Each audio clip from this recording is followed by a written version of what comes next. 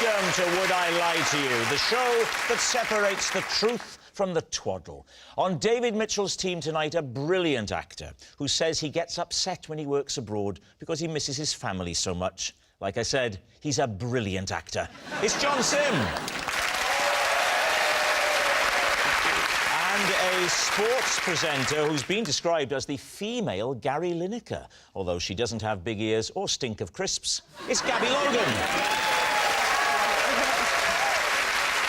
And on Lee Mack's team tonight, she's the host of a Sunday morning show on Radio 2, which I find is the perfect listen for when I've just got in from clubbing. It's Angela Scanlon. And a comedian and actor who's appeared on CBeebies. He was almost late tonight because of rail replacement works on the Ninky Nonk. It's Chris McCaulsan. We begin, as always, with round one, Home Truths, where our panellists read out a statement from the card in front of them. To make things harder, they've never seen the card before. They've no idea what they'll be faced with. And it's up to the opposing team to sort the fact from the fiction. Chris, you're first tonight. OK, they offered me this in Braille, but as blind people go, I'm pretty rubbish and I can't read any of that nonsense. So, Lee, will you please do me the honours and read what is on that card? I certainly will. For a whole month, I thought my neighbour was ignoring me, and he thought I was ignoring him, until he found out I was blind, and I found out he was deaf.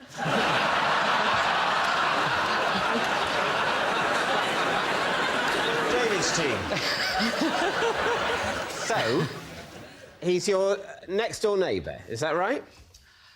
Do you need me to read it again? Yeah. He's my neighbour, David. Right. There's 3 flats. I live in the middle, and he lives on the bottom. And who lives upstairs? A policeman. And he can't speak.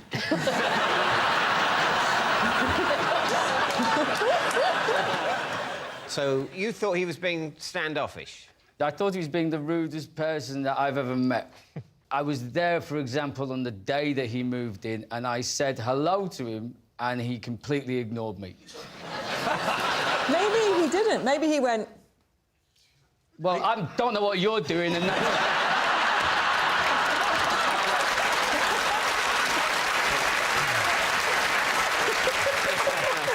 Gabby, you have perfectly highlighted exactly what probably happened. So, he's deaf? Yes. But he can see? Yeah, otherwise he'd be in real trouble, really. Just because, wouldn't he see you saying hello to him? Over the course of a month, there were separate incidents where we each thought the other was being rude. So, the first time that he was moving in, he was carrying boxes into the house, and I was halfway up the stairs. I shouted hello to him, and he never said anything back to me. And I thought, that's a bit rude, And you knew he was there just through hearing. You heard the sound and you knew, oh, that'll be the new bloke arriving. Contrary to popular belief, deaf people do make a noise.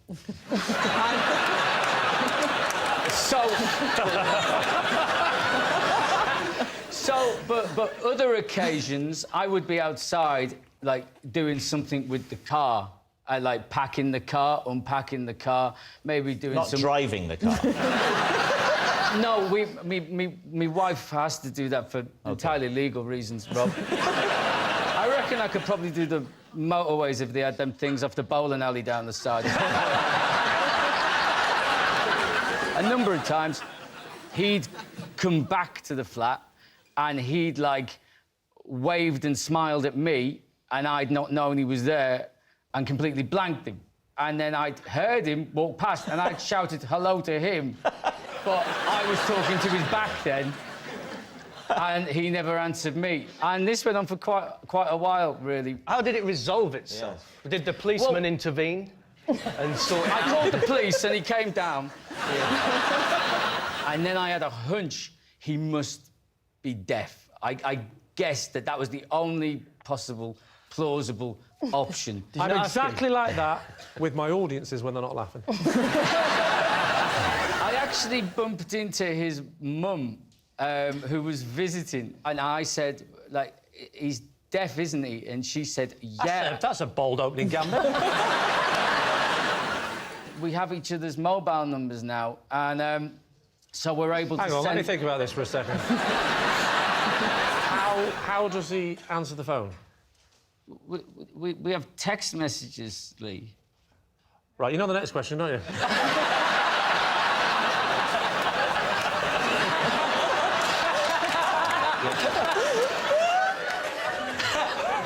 So...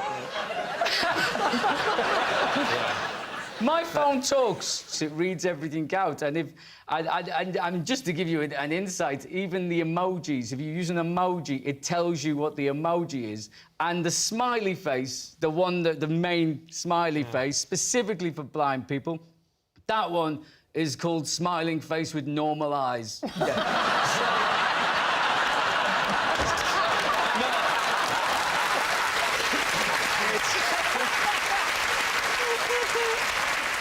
I don't know if I'm expected to use the smiling face with sunglasses, but it turns out as well, which took me by surprise, that he's Australian, which you associated with the accent, don't you? But, like, he's just Australian in his head.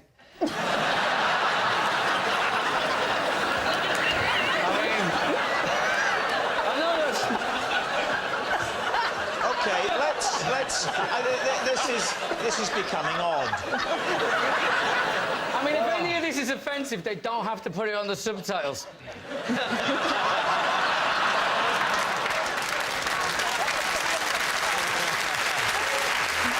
John, what are you thinking? Well, I'm thinking, I don't know, I don't believe it. You think he made that up? What do you think, Gabby? There's lots about it that I don't think is true.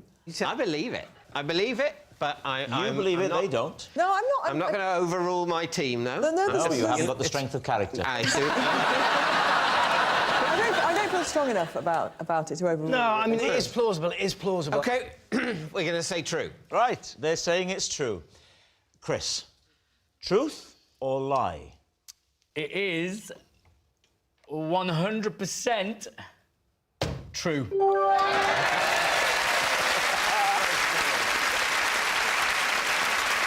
Yes, it's true. Chris and his neighbour really did think they were ignoring each other. John, you're next.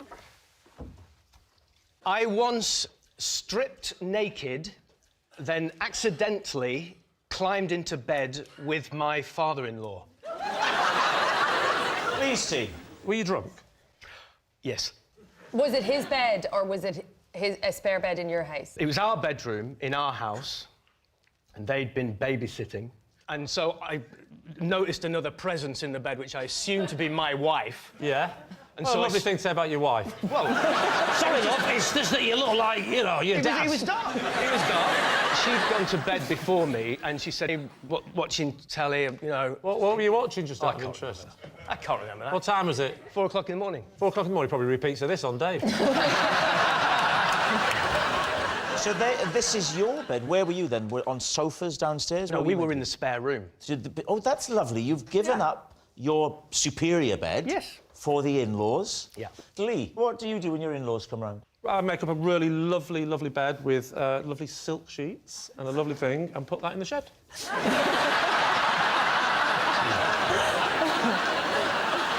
So you've come into bed. You think that your wife, she's gone ahead of you. I thought it should be spark out, you know. Spark out in the bed. Yeah, and I've often done this journey in the dark. So she's often in bed before me. Yes, And yes. I know what to do. I can do it in the dark.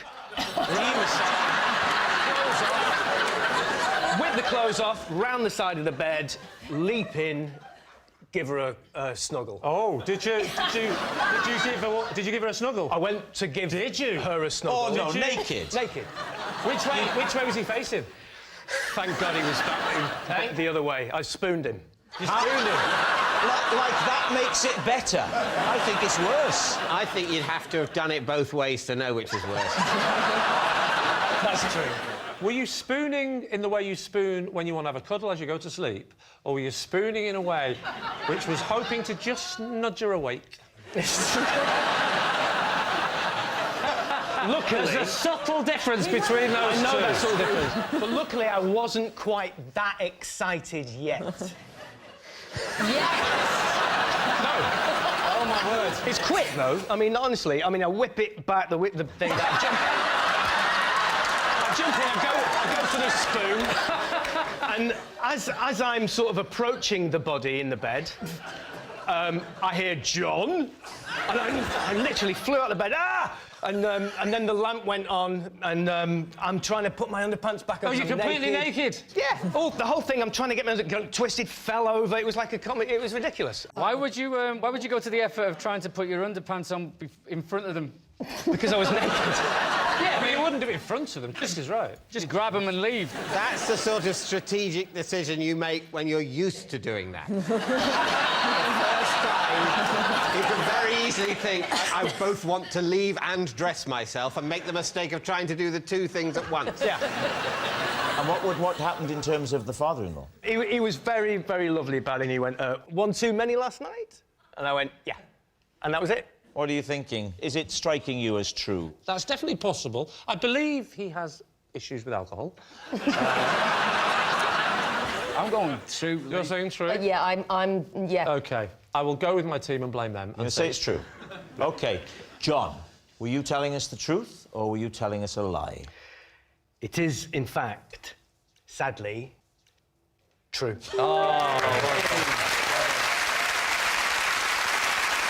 Yes, it's true. John did climb into bed naked with his father-in-law. Our next round is called This Is My, where we bring on a mystery guest who has a close connection to one of our panellists. This week, each of David's team will claim it's them that has the genuine connection to the guest. It's up to Lee's team to spot who's telling the truth. So please welcome this week's special guest, Richard.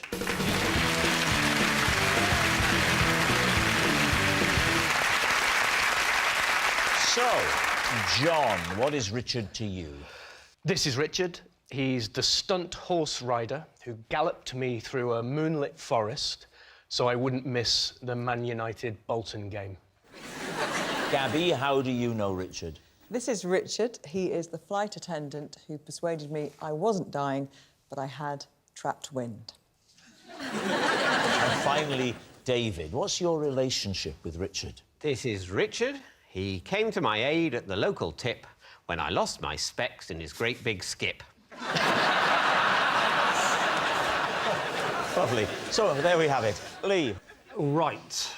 Would you like me to describe him, by the way? Would that help you suss out which of the three he might know? Yeah, a little bit of audio description. OK, well, he looks quite a cool dude, actually, so we can rule out that he knows David. Actually, I think you might know him because he's dressed as a policeman and he's not talking. So who are you going to quiz first? Right, John. He's the stuntman that covered you. No, we were using horses in this production I was filming, and we were in Scotland, and that's when he offered to help me. What was it you said? You said he galloped you to a television. So what, you got on the back, spooned behind him? Well... I wouldn't say that. I wouldn't say I was spooning him. No, I was just riding on the back of his horse. And you were clothed? Fully clothed. Yeah. And the horse would have been quicker than a car in this instance? In this instance, yes. We talked about it early in the day, and he said, I know exactly where you can watch it. There's a pub over there, and I can definitely get you there for kick-off. And he literally pulled up outside the pub. You jumped off and ran into the pub like a desperate cowboy. Well, no, he came in with me. Oh, he came in with you? And where the horse? did you put the... Yeah. Tied it up outside. You tied it up outside on the thing? Was this in, like, mid-America in the 1870s? What do you mean you tied... What thing did you tie it to? Well, I didn't see. I just got off the horse, and then he came in. You got where you were going and you went into a bar and you didn't take the horse purely for the joke that would have followed. Am I the only one who doesn't know what the joke would be? The reason why you Why the long face? Yeah, but the reason why you've never heard that joke, Rob, is because it's a bit sensitive with you, isn't it? You sound like you've got quite a little round face. Isn't that lovely? Yeah. Thank you very much, Chris. I sound like... It wasn't meant to be a compliment, but... What kind of faces do the rest of us sound yeah, like that's we quite have? interesting, yeah. Take some time with Lee in particular. Lee! Lee just... He sounds like he looks like a cheeky little monkey who's the only one that knows he's about to fling a poo. That kind of... Please, can I use that on my posters for the next tour? What about David? Oh, David! From voice alone. He sounds like he looks like a Toby jug of a duck.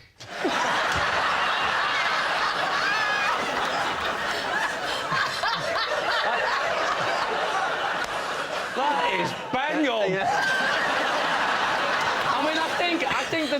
That is the image I go for.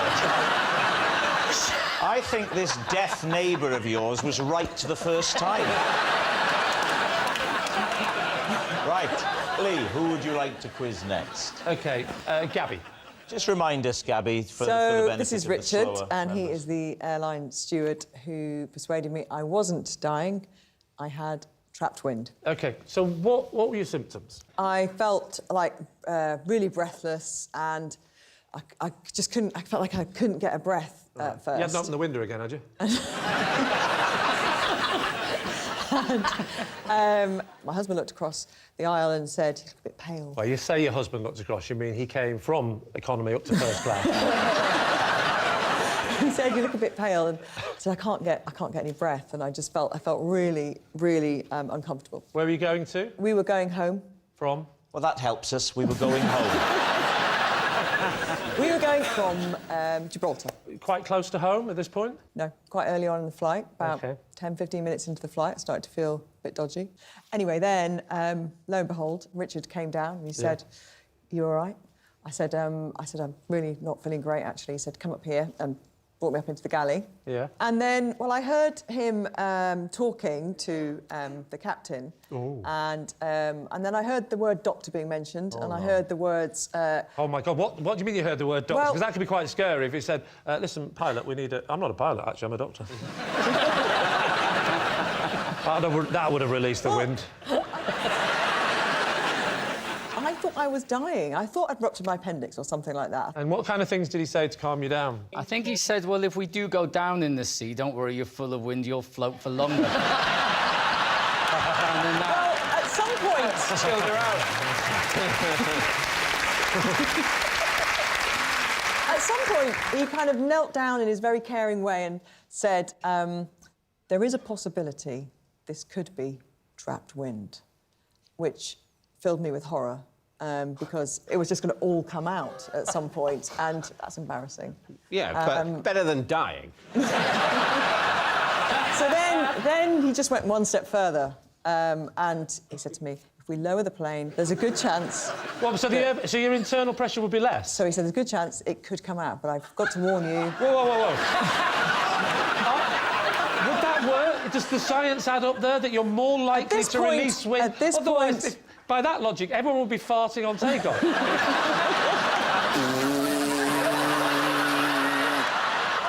You're not saying that it was beginning its descent? Well, I don't know how far out it would begin its descent, but... Well, not 15 minutes after takeoff. No, it wasn't 15 minutes. By this point, we're like over halfway into the journey. So he said to the cockpit, bring it down, and did they do that?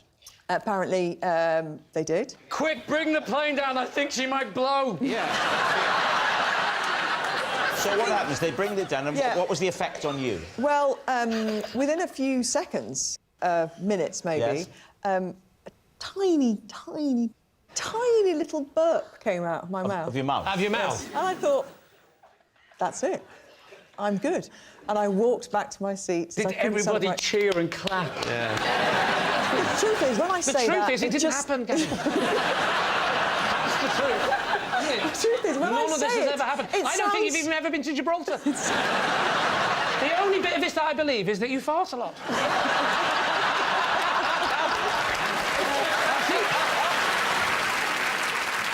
What about David? Remind us of your claim. This is Richard. He came to my aid at the local tip when I lost my specs in his great big skip. What were you doing at the tip? What were you getting rid of? I was getting... Not another body, David. Not another body, no. I bury them. Cover them in acid. But no, this was 2 CD players and a DVD player. What did you do with them at the tip? I put them in the small electrical goods skip thing. And so what did you do? Did you lean right over to put them further in the middle? I leant right over. Did you place them? Was it a shallow skip? Or No, it was deep. You had to go up a staircase, like a wheelie set of stairs. Yes. Now, most people throw things in skips by just lobbing them. They don't lean over. And I'm trying to work out... upstairs and then lean over, no? Yeah, the up the stairs thing, I'm not quite... I mean, how tall was this skip? Why didn't you just throw them in? It was about a foot high, but I thought it would be fun to climb a staircase. Take us now to the crux. The losing of the glasses. The losing of the glasses. OK, so I'm throw the things in, the skip, and they make a crashing sound, and I lean in to peer to see what I, in my mightiness, have wrought. My glasses were a bit loose, and... You had quite a sweaty head from all of the effort of lugging the 2 CD players Absolutely. and the DVD The effort player. going up all the stairs thinking, this isn't very practical. What if I was throwing away a dishwasher? And they slid down my sweaty Toby Jug duck feet. Fell into the skip? And fell into the skip. Did you shout for help? I went, excuse me! And then what, Richard appeared? He appears, he goes into the skip. Yeah? I mean, I'd explained in words what had happened. I said, What my did you glasses say? just fell off. They should be directly below here. And did he not say, well, in you go, then? Yeah, why did he think he it didn't was his say in you job go to do then. that? He said, it's all right, I'll go in and get them. And did you ask why? Why he'd go in and get them? Yeah. Why, did I want to talk him out of it?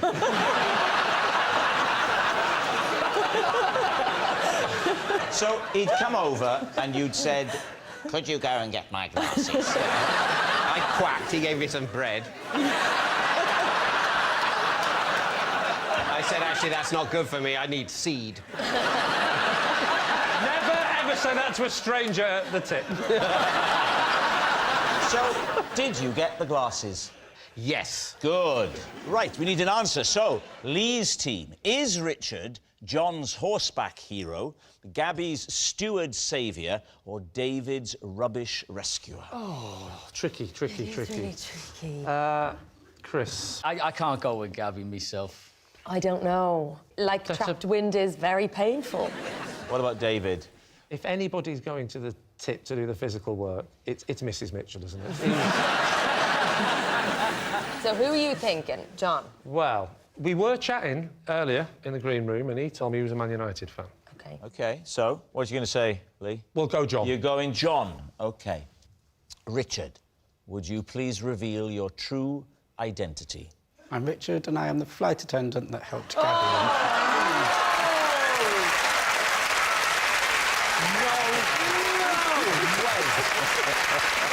Richard, you're on national television. Did you ask the pilot to lower the plane? We were descending anyway.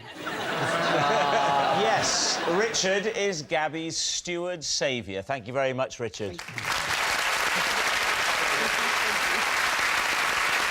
Which brings us to our final round, quickfire lies, and we start with... It's Angela. I once chatted to an old man because I felt sorry for him, only to find out later he was a global megastar. David's team. Well, we have to know who the global mega Yeah, who was he? It's Steven Spielberg. Where did you see Steven Spielberg and take pity on him? The BAFTAs. I was doing the red carpet thing for BBC Three. So had he stopped for an interview with you? No, so I was, waiting for the next person to come up. It was Michael Fassbender. And I was, getting in the zone. And then I saw this, very refined, older gentleman standing there. And I thought he was maybe somebody's dad. Wasn't a lot of fuss around him because he is Steven Spielberg. You'd think. He looked a little bit lost, and I thought, I'm just going to have a chat with him, because it could be my dad, and I'd want someone to have a chat with him. Did you put the microphone there to have the chat with him? No, I thought he was an old man. A real-life chatting. chat. So what It did would be you an say? odd way if you saw somebody a bit lost and a bit old-looking to go, are you lost? else. Yeah. So Also, you stepped away from the cameraman and the crew. Yeah, so I had a bit of downtime. Yeah. There was a VT playing, whatever. Yeah. E.T. VT. Oh. That would have Thought been they put one ironic. of his films on then. No. So anyway... What are you watching, old man? Hey, why is the monkey on the bike? So what did you say to him, Angela? I was like, is it your first time at the BAFTAs? And he said, no, actually, I've been a few times, but not for quite a while. And I was like, OK, maybe he's not somebody's dad. And I said, oh, OK, who are you looking forward to seeing tonight? Oh, I thought you said who you're looking for. No, like, I just kept it loose, you know, who do you want to win? Have you any favourites? It's been a strong year for film. You actually said film. Do you work in the films yourself, mate?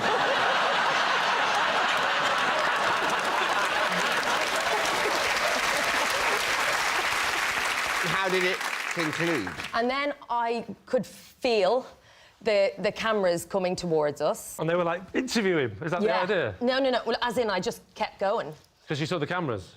Yeah. So you did start to bring the microphone. Yeah. When did the microphone? Well, I was mic'd, so he could be picked up on my microphone. Did you ask him to speak into your chest? No.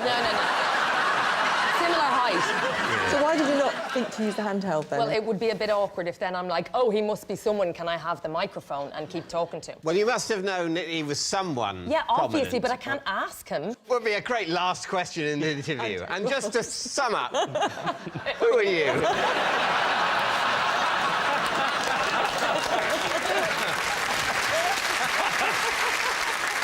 John, does it ring true to you? Could that happen?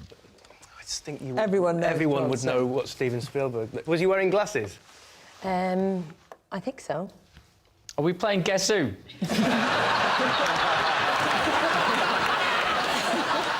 I can't believe that in the whole time you were chatting, nobody went past and said, hey, Steve, how you doing? You know, and that maybe rang a bell. But they thought we were having an interview, I suppose. And But it you would didn't be have a bit rude. microphone or a camera, so why do they think that? You are obsessed with this microphone, Gabby. She is not pitch-side with Dion Dublin. It's not important. So what are you thinking then? David, what about you? We're going to go lie. You're saying it's a lie. I'm saying it's a lie. Angela, Steven Spielberg on the red carpet. Truth or lie? He's a lovely man.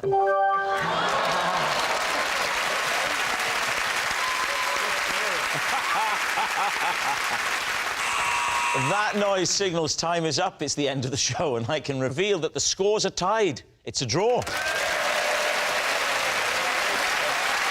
Thanks for watching. We'll see you next time. Good night.